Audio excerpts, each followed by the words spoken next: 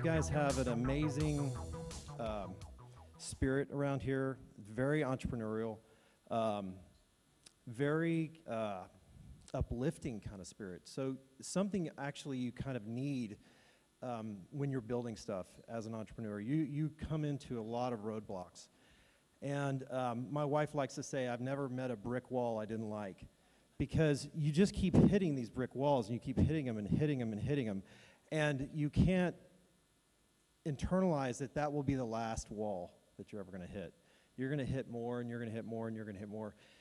And you sort of get good at seeing them now in advance. And I've started 7 companies in the last 20 years, and I've sold and invested in a couple of others, and I've sold some, and I like to say that I've gradually crash landed some others into the ground. So you have to get used to that as well. And it takes some getting used to, by the way, when you have to tell everyone to leave. So you've got to really see that full spectrum, and I really appreciate what you guys are doing here. So I'm going to share a few thoughts with you. Hopefully you'll walk away with something interesting and intriguing. And I'm feeling like I have a little bit of an echo, but if y'all can hear me okay, we're good. Okay. Like you, when I first started talking to Bell Labs, the first person that I ever met that worked for Bell Labs was actually Marcus Weldon. He's the president of Bell Labs. Until then, I had never met anyone that had worked at Bell Labs. It's sort of like Google. They have all these employees, but no one's ever really met anyone that works at Google. And by the way, what's their phone number too? They don't have a phone number either. So this is what I thought Bell Labs was, right?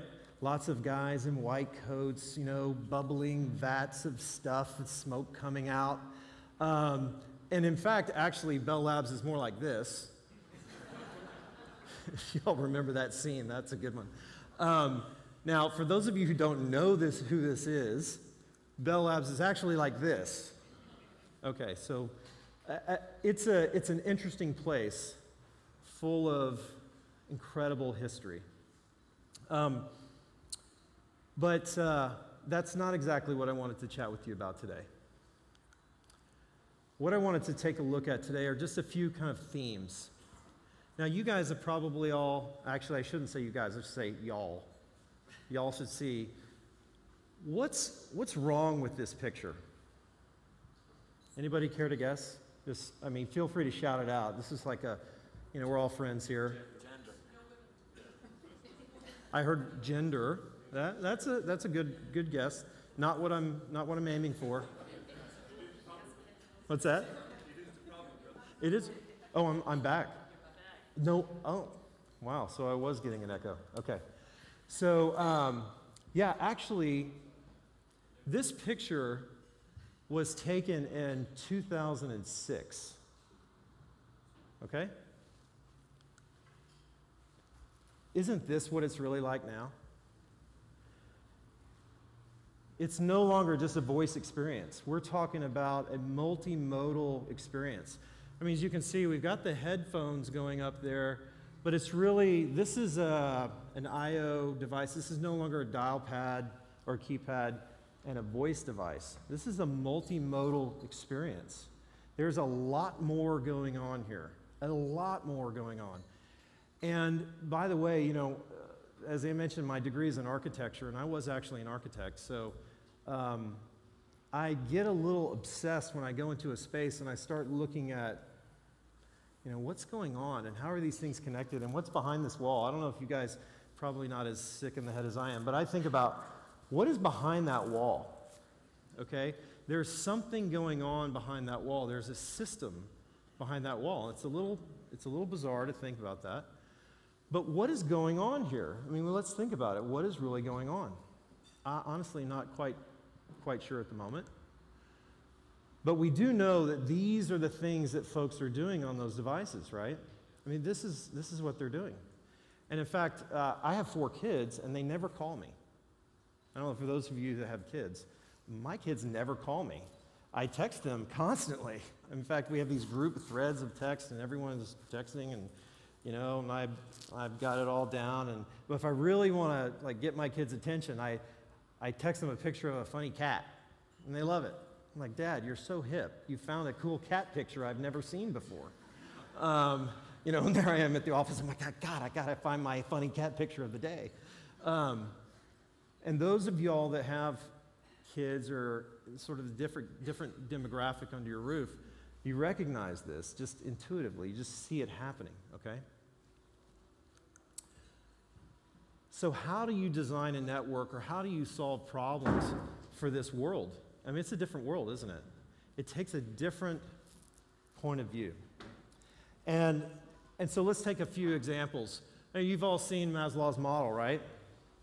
Everybody is familiar with this? But there's really something missing from this, isn't it? Isn't there? Wi-Fi. I mean, everywhere I go, I'm just like, Wi-Fi. Do you have Wi-Fi? It should be like when you walk into a restaurant, be like, there's the bar, there's the bathroom, there's the Wi-Fi passcode. Okay? I mean, that's kind of what we need, isn't it? And the food, we can worry about the food later. Because honestly, if they don't have Wi-Fi, frankly, I'm just not going there. I'm not going there.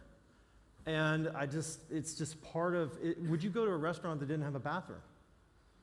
Actually, you would say toilets, because you don't really want to take a bath, but yes, you would not go to a restaurant that didn't have that. But there's a problem with this one, isn't there? Yes, free Wi-Fi. It must be free because people are not paying for Wi-Fi. They're just not. So we can take a look at all of those other needs up there and, you know, have fun with the Wi-Fi stuff. But there's some really interesting things. Some things just don't work at scale, do they? I mean, let's face it. Can you imagine this guy?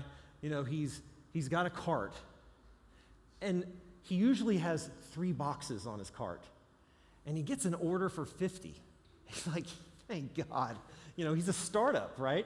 And he thinks, all I need is an order for 50. And this is really, I'm going to be able to get another cart and another donkey, and everything's going to be great. And he loads it up, and he gets fired, okay? I actually had a company that we almost went out of business because we had too much business. In other words, our receivables were not turning as fast as our capital was going out in the form of inventory, and we were hurting. And I thought, this is not what I signed up for. I thought orders meant success. So you can actually put yourself out of business if you build something that doesn't scale, okay? Here's an example of some real data coming off of a service provider network that they provided Bell Labs, and they said, you know, we have a problem. We just released a phone, and it's killing our network. And there was some intended goodwill. On that phone, there was an app, and that app was a very popular app. And the designers of the app thought, well, gee, we can make our experience much better if every 6 hours, the apps check in, they download the latest stuff. And in the lab, oh my God, that works great. You know, we have this great user experience, we have a great new data, but when you put 10 million people on the network, and every 6 hours down to the millisecond, because they're all network clocked, right? Every single device checks in and downloads a half of a meg or whatever, it just destroyed their network. I mean, look at I think that's, well, that's a lot of data every 6 hours. And the carrier actually said, we don't know what's going on. Now, on the surface, you know, in hindsight, it seems pretty obvious. So what we had to do is we had to take a look at what was happening to the network, and we had to design filters that went all the way out to the base station to filter at the base station, because we couldn't even let any of that query get back into the network, and actually flattened out some of the utilization curve on there. So you can intend to do something positive, and it can destroy the experience of your user. Let's take another look at, so expect the unexpected, okay. Now, this is actually the modern data center.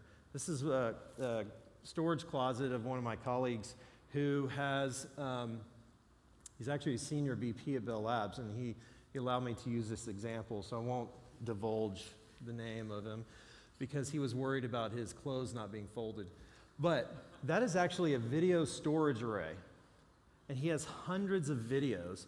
He's got a Wi-Fi router, and he's got some other stuff up there. And I mean, this guy knows what he's doing, right? And he has also 4 kids, and they're at home, and they're watching videos. And by the way, his kids never call him either. And let me just say something else. My kids don't even have a calendar. You know what their calendar is? All of their other friends. Because, you know, I walk around, I'm like obsessed with my calendar. What is this next thing? What is this next thing? What is this next thing? And they don't even care.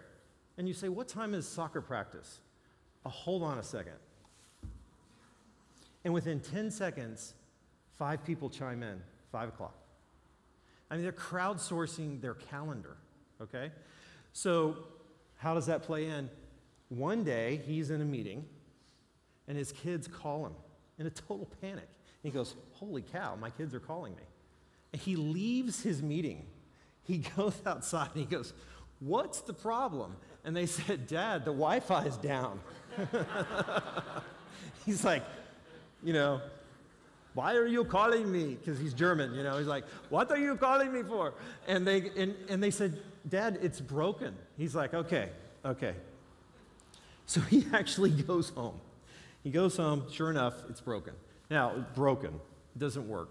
It turns out it got really hot up in the top part of the closet. He's like, oh, you know, what's the problem here? How can I do this? It turns out the video storage array has some sensors in it. And so he wrote a little script that would read the data coming off the motherboard. And he wanted to kind of see what was happening, so he had these little graphs. And every time the Wi-Fi would fail, he would go and look back at what time it was, and he would check on his graph. And he did this sort of manually. He said, oh, well, the temperature is going up. And I could see the temperature kept going up, and he could figure out at what point the Wi-Fi would fail. So he correlated it, and he said, okay, here's what I'll do. When the temperature starts approaching that, I will turn off the video storage system. In other words, I will not let the kids access videos, which will prevent the heat from rising. In other words, I will shut down this machine, prevent the heat from rising so that the Wi-Fi doesn't die. Because remember, that's at the base of the pyramid. You know, video's about 3 stacks up. And sure enough, his Wi-Fi didn't crash, and his kids, sadly for him, did not call him anymore. There are opportunities to solve problems by looking at other data sets.